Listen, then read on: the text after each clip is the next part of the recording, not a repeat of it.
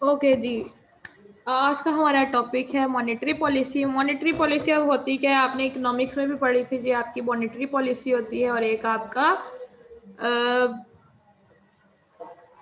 Fiscal policy होती है। हाँ, याद आ गया मुझे बोल। फिस्कल पॉलिसी को आपका बजट भी कहा जाता है, जो हर साल आपकी गवर्नमेंट बनाती है। मॉनेटरी पॉलिसी ऐसी पॉलिसी होती है जिसे किसी भी कंट्री का सेंट्रल बैंक या स्टेट बैंक, जिसको हम मरकजी बैंक भी कहते हैं, वो बनाता है। इसको उर्दू में ज़री पॉलिसी भी कहा जाता है। अब इसमें होता क्या है, आप पिछले दिनों अगर न्यूज़ ध्यान से देखी हो, जब कोरोना वाली खबरें भी चल रही थी और लॉकडाउन के साथ साथ वाली, तो वहां पे आ रहा था कि मेरे ख्याल से लास्ट वीक में कि आपके स्टेट बैंक ने 2 माह के लिए आपकी मॉनेटरी पॉलिसी रिवाइज की है। यानी उसका मतलब ये है जी, अगले 2 माह के लिए जो रिवाइज हुई है उसमें क्या क्या डिसाइड हुआ, अगर के इंटरेस्ट रेट क्या होने हैं, इंटर बैंक का एक्सचेंज रेट क्या होगा, मतलब अगर किसी एक बैंक ने दूसरे बैंक से पैसे उधार लेने हैं या डॉलर्स लेने हैं तो उनका एक्सचेंज रेट क्या होगा। अगर लोन लेना है, लोन डिफरेंट बैंक से एक दूसरे से भी ले लेते हैं। मैंने पहले भी बताया हुआ कि अगर 2 ब्रांचेस सेम एरिया में हैं, अगर किसी एक के पास कैश रिजर्व कम हो गया तो वो दूसरे बैंक से लोन ले सकता है थोड़ी देर के लिए, और वो सब सेटलमेंट्स होती हैं फिर बाद में जाके क्लियरिंग हाउस में। अब जो वो लोन लेना है या वो जो एडजस्टमेंट करनी है एक दूसरे के साथ, उनके ऊपर इंटरेस्ट कितना होगा।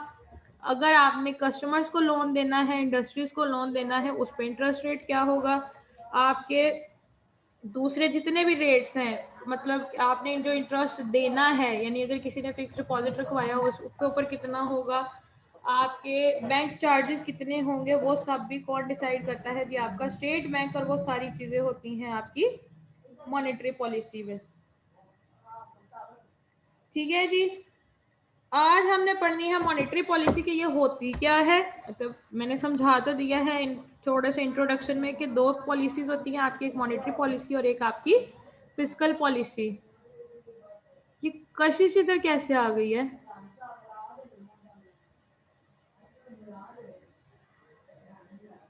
इफ्रा,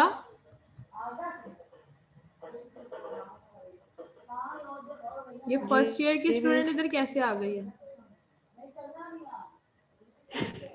मुझे क्या पता। आशीष अब्बास। मैंने लिंक तो तुम्हारे ग्रुप में शेयर किया था, फिर ये बच्ची इधर कैसे आ गई है, इसको किसने ये लिंक शेयर किया है। कशिश, अच्छा उसका माइक पता भी नहीं। नहीं है। मैंने आप लोगों को सेकंड ईयर के ग्रुप में शेयर किया ये।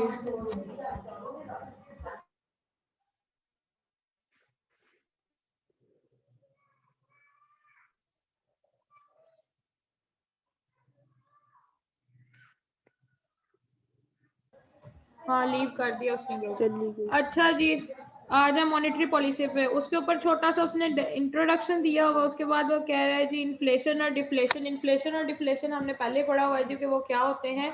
इन्फ्लेशन कहते हैं जी अफराते ज़र को, उर्दू वाले जो सबा मैडम अभी यहाँ पे नहीं है, कि जब आपके कंट्री में मॉनेटरी यानी चीज़ों की प्राइसेस इंक्रीज कर जाती हैं लेकिन पैसे की वैल्यू डिक्रीज, यानी उसकी कदर में कमी आ जाती है, यानी उसकी इंपॉर्टेंस में कमी आ जाती है लेकिन जनरल प्राइस लेवल इंक्रीज कर जाता है, तो इस सिचुएशन को हम इन्फ्लेशन कहते हैं। डिफ्लेशन में इसके ऑपोजिट होता है जी, आपकी करेंसी की वैल्यू तो इंक्रीज कर जाती है यानी उसकी कदर में इजाफा हो जाता है, लेकिन आपकी जो चीज़ों की कीमतें हैं यानी जनरल प्राइस लेवल वो डिक्रीज कर जाता है। अब मॉनेटरी पॉलिसी का फायदा ये है जी, ये इसको बनाने की रीजन ये है कि ना तो इन्फ्लेशन होने दी जाए ना ही डिफ्लेशन होने दी जाए, यानी आपके कंट्री में स्टेबिलिटी रहे, इक्विलिब्रियम रहे during the prices and value of money. आपकी बुक में उसने 3 डेफिनेशंस दी हुई है। मैं पहले भी कहती हूँ कि आपको जौन सी वाली इजी लगे आप वो याद कर सकते हैं। पर्पस तीनों का एक ही जैसा होता है, यानी डेफिनेशन तीनों में एक जैसी होगी, एक ही चीज़ों को एक्सप्लेन किया होगा, मेन पॉइंट वही होता है। बस क्या होगा जी, अल्फाज को उसने चेंज कर दिया होता है। फर्स्ट वाली डेफिनेशन में वो कहता है जी, monetary policy refers to the measures which the central bank of a country takes in controlling the money and credit supply in the country with a view to achieve specific economic objective। अब कहते हैं जी कोई मुआशी किस्म के goals हो सकते हैं, यानी इकोनॉमिक गोल्स होते हैं जिनको अचीव करने के लिए आपके कुछ मेजर्स या कह लें जी कुछ, कह लें क्या कहते हैं उसे, फिर कशिश आ गई है। मेजर्स कहते हैं जी कुछ एहतियाती तदाबीर होती हैं जो कि वो लेता है उन सब चीजों को कंट्रोल करने के लिए। सेकंड में वो कहता है जी monetary policy is considered as regulations of cost and availability of money and credit in the country. यहाँ उसने वर्ड यूज किया है रेगुलेशंस का। कहता है जी रेगुलेशंस का मतलब है जी वो कवानीन और जवाबित, यानी वो ज़ाब्ते होते हैं जिनके थ्रू आपके मुल्क में वो करेंसी को या क्रेडिट को कंट्रोल करता है। The monetary policy is mainly concerned with deciding how much money the community shall have to perhaps more correctly deciding whether to increase or decrease the volume of purchasing power। वही inflation और deflation वाली बात आ गई जिसने कहा है जी monetary policy जो होती है उसका खास ताल्लुक किसके साथ होता है जी कि आपकी कम्युनिटी में इन्फ्लेशन या डिफ्लेशन को कंट्रोल करना और डिसाइड करना कि किस सिचुएशन में आपकी कम्युनिटी को, कम्युनिटी मतलब आपकी जनरल पब्लिक, यानी सर्कुलेशन ऑफ मनी आपकी पूरी इकोनॉमी में कितनी होनी चाहिए ये डिसाइड करती है आपकी मॉनेटरी पॉलिसी। अब क्वेश्चन ये बनता है आपका कि इन्फ्लेशन में और डिफ्लेशन में कौन सी ऐसी मेजर्स हैं जो की जाएंगी, वो आगे जाके आपकी कंट्रोलिंग वाले में जो मेथड्स है ना, क्वांटिटेटिव एंड क्वालिटेटिव मेथड्स, उसमें वो वही मेथड बताएगा कि अगर इन्फ्लेशन है तो क्या करना चाहिए, डिफ्लेशन है तो क्या करना चाहिए। इन्फ्लेशन में मैंने कहा जनरल प्राइस लेवल इंक्रीज कर जाता है और पैसे की कदर यानी वैल्यू ऑफ मनी डिक्रीज कर जाती है। ये कब होगा, जब लोगों के पास ज्यादा अमाउंट ऑफ मनी होगी, यानी हर बंदे के पास एक्सेस अमाउंट ऑफ मनी है और उसकी जितनी परचेजिंग पावर इंक्रीज हो सकती है वो इंक्रीज होगी। सपोज अगर मेरे पास 1 लाख रुपया है तो मेरी परचेजिंग पावर भी 1 लाख की ही है। अगर मेरे पास 10,000 रुपये होगा तो मेरी परचेजिंग पावर उतनी होगी। अगर दो सिनेरियोज ही रखे कि एक तरफ मेरे पास 10,000 रुपये हो, एक तरफ मेरे पास 1 लाख रुपए हो, तो जब 10,000 रुपये होंगे तब मेरी परचेजिंग पावर भी उतनी है, यानी आपका जनरल प्राइस लेवल भी उस 10,000 के अकॉर्डिंगली ही सेट किया जाएगा कि ये शख्स ये चीज अफोर्ड कर सकता है या नहीं। दूसरी तरफ जब मेरे पास 1 लाख रुपया है, ये इकोनॉमी में 1 लाख रुपया सर्कुलेट कर रहा है, तो हर चीज की प्राइस भी उसी 1 लाख रुपए के अकॉर्डिंगली सेट की जाएगी कि लोगों के पास इतना पैसा है, चाहे मैं चीज की कीमत 50 रुपए, 100 रुपए, 200 रुपए भी कर दूं तो उसकी परचेजिंग पावर इतनी है। सो इन्हीं चीजों को टैकल करने के लिए आपका स्टेट बैंक या आपका सेंट्रल बैंक, जिसे मरकजी बैंक भी कहा जाता है, वो ऐसी पॉलिसीज बनाता है। बल्कि एक ही पॉलिसी बनाता है, वो मैक्सिमम 3 महीने के लिए भी हो सकती है, 6 महीने के लिए भी हो सकती है, और जैसे ही टाइम पीरियड या टाइम टू टाइम सिचुएशन या सर्कमस्टांसेस चेंज होते हैं, जैसे अब 2 महीने के लिए मॉनेटरी पॉलिसी बदलने की रीजन ये थी कि दोबारा लॉकडाउन लग रहा था, तो आपके बैंक्स ने या स्टेट बैंक ने रिवाइज कर दी आपकी मॉनेटरी पॉलिसी। रिवाइज का मतलब है जो उसी पहले वाली में अमेंडमेंट्स कर दी, कुछ चेंजेस कर दी, हो सकता है कुछ रेट्स इंक्रीज कर दिए हो, कुछ रेट्स डिक्रीज कर दिए हो। अब वो कहते हैं कि इसके ऑब्जेक्टिव्स क्या है मॉनेटरी पॉलिसी को बनाने के। तो फर्स्ट ऑब्जेक्टिव है जी फुल एम्प्लॉयमेंट। फुल एम्प्लॉयमेंट कब होती है या इसका मतलब क्या है जी, उर्दू वाले जो बच्चे हैं उनके लिए फुल एम्प्लॉयमेंट का मतलब है जी मुकम्मल रोजगार। मुकम्मल रोजगार कब फ्राहम होगा जी, मैंने एक विशियस साइकिल ऑफ पॉवर्टी पढ़ाई थी। अब आप बच्चे कहेंगे कि जी बार बार मिस वही कहती हैं। हमने कहा था जी जैसे ही आपकी इनकम्स इंक्रीज होती हैं, सॉरी इनकम्स लो होती हैं, विशियस साइकिल ऑफ पॉवर्टी है ना, इनकम कम हुई तो सेविंग्स कम होंगी, सेविंग्स कम होंगी तो बैंक्स में पैसा लोग कम रखेंगे, यानी बैंक के पास डिपॉजिट्स कम गए, वो लोन्स नहीं देगा, यानी आपकी इन्वेस्टमेंट्स भी कम हो गई। इन्वेस्टमेंट्स कम हुई तो इंडस्ट्री नहीं लगेगी, और इंडस्ट्री नहीं लगेगी तो आपकी बेरोजगारी बढ़ती जाएगी। अब वो कहते हैं जी आपकी मॉनेटरी पॉलिसी का पर्पस ही क्या है, उस विशियस साइकिल ऑफ पॉवर्टी को तोड़ना, यानी आपकी इनकम्स को इंक्रीज करना, सेविंग्स को इंक्रीज करना। सेविंग्स इंक्रीज होंगी तो बैंक के पास लोग पैसा ज्यादा रखेंगे, नई इंडस्ट्रीज लगेंगी, और नई इंडस्ट्री लगेंगी तो एम्प्लॉयमेंट अपॉर्चुनिटीज ज्यादा होगी। यहाँ मैं लिख रहा था the main objective of monetary policy is not only to maintain the conditions of employment in the country but also to create more opportunities of employment in less developed countries. हमारा country is a developing country, यानी जो भी तरक्की की तरफ गामजन है, तो हमारे कंट्री पे भी यही रूल अप्लाई होता है जी कि हमने ना सिर्फ उन लोगों को या मतलब सॉरी उन कंडीशंस को मेंटेन करना है जिनमें जो लोग ऑलरेडी एम्प्लॉयड हैं, बल्कि हमने नई ऐसी कंडीशंस या अपॉर्चुनिटीज देनी है जिनमें आपकी एम्प्लॉयमेंट क्रिएट हो, नए से ज़्यादा नए से नए प्रोजेक्ट लगवाने हैं, इन्वेस्टमेंट्स करनी है ताकि लोग एम्प्लॉयड हो, एम्प्लॉयमेंट हो उनकी, और जो आपके मुल्क से बेरोजगारी का खात्मा हो। सेकेंड वन है जी price stability.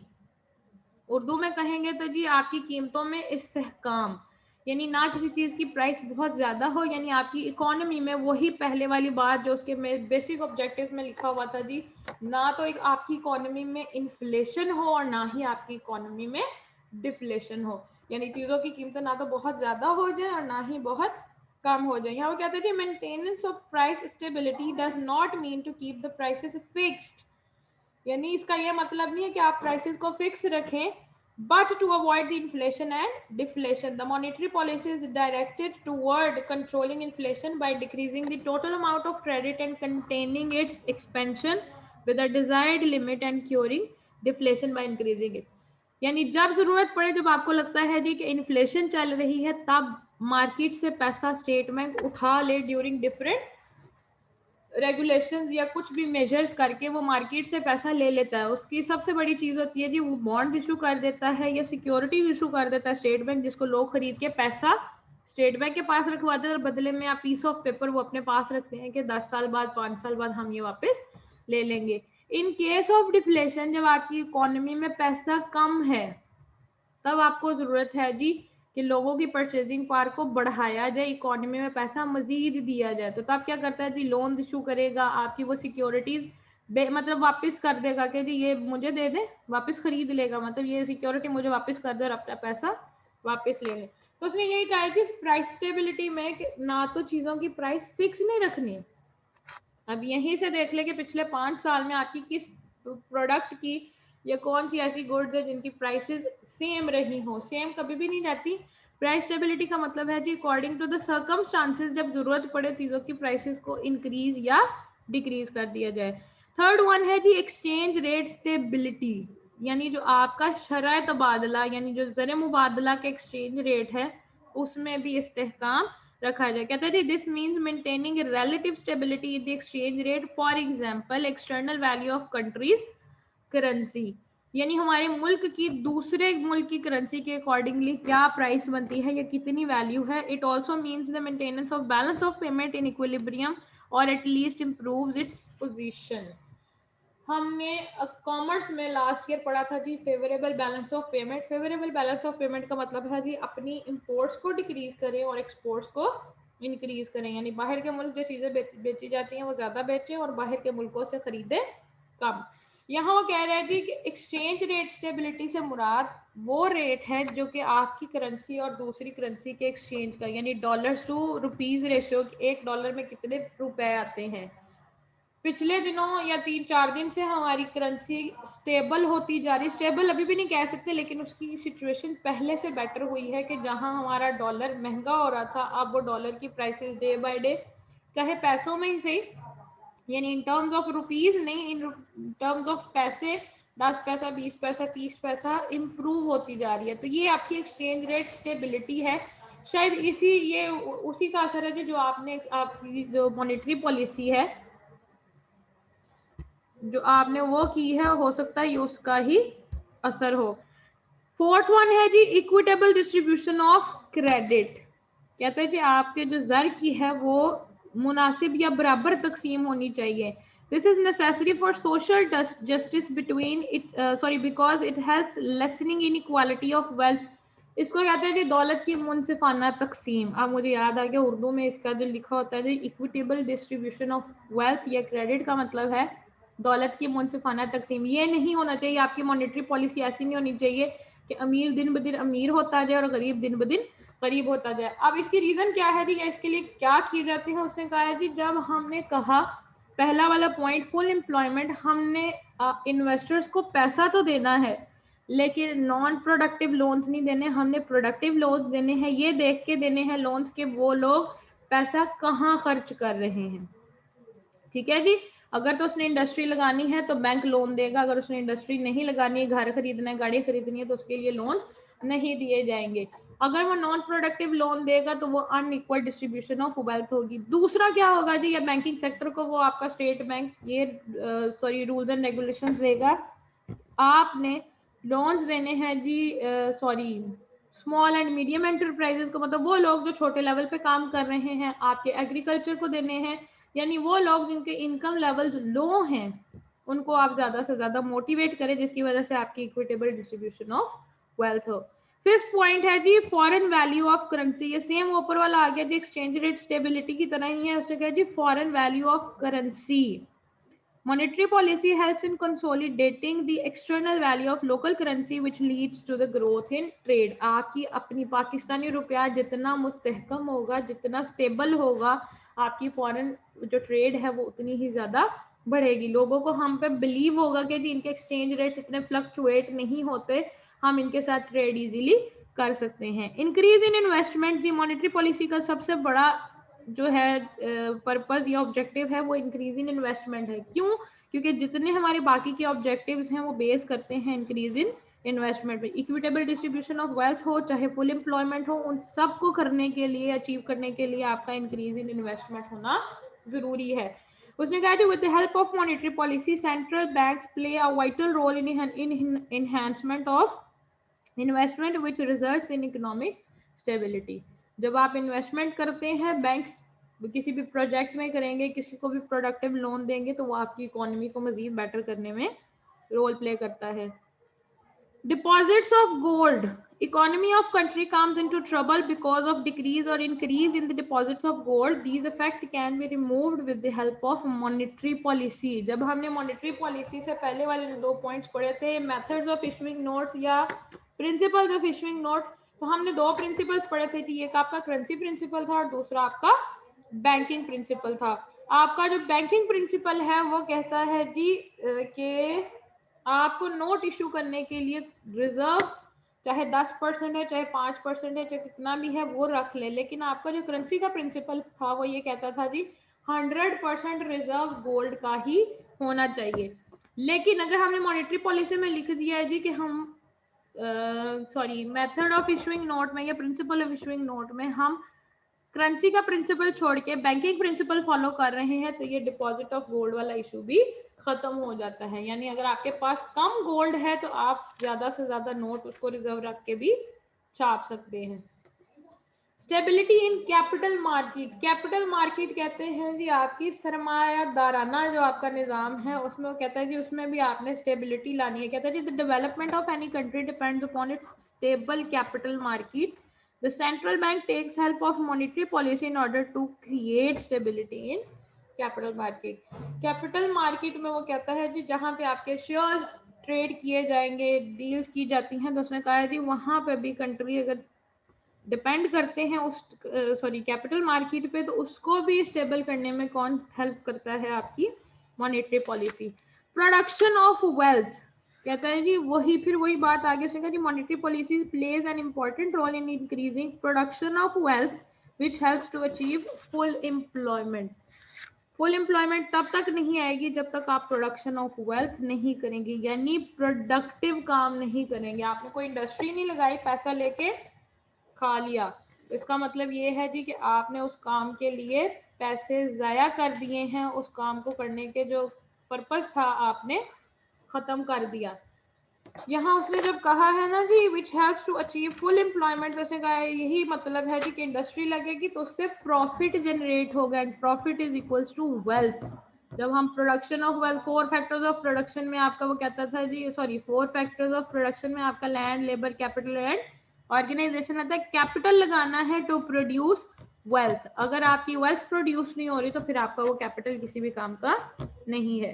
Control on inflation and deflation, जी मेन पर्पस ही ऑब्जेक्टिव है उसका ये मॉनेटरी पॉलिसी का कि आपने मुल्क में स्टेबिलिटी रखनी है चीज़ों में, ना तो चीज़ों के प्राइसेस का लेवल हाई हो ना ही बहुत ज़्यादा लो हो। उसके बाद है जी प्रमोशन ऑफ इकोनॉमिक डेवलपमेंट, मौशी तरक्की का जो है आपने उसको प्रमोट करना है। This means the study growth of national product and per capita income. Per capita income का मतलब होता है कि पर पर्सन इनकम आपकी इंक्रीज होनी चाहिए। अगर वो इंक्रीज नहीं कर रही आपकी जीडीपी, जीएनपी, तो आपकी इकोनॉमी ग्रो नहीं कर रही। एंड लास्ट वन है जी इंक्रीज इन प्रोडक्शन विच उसने कहा जी with the help of monetary policy various productive sectors are encourage to get loans due to which a comprehensive increase in production can be expected।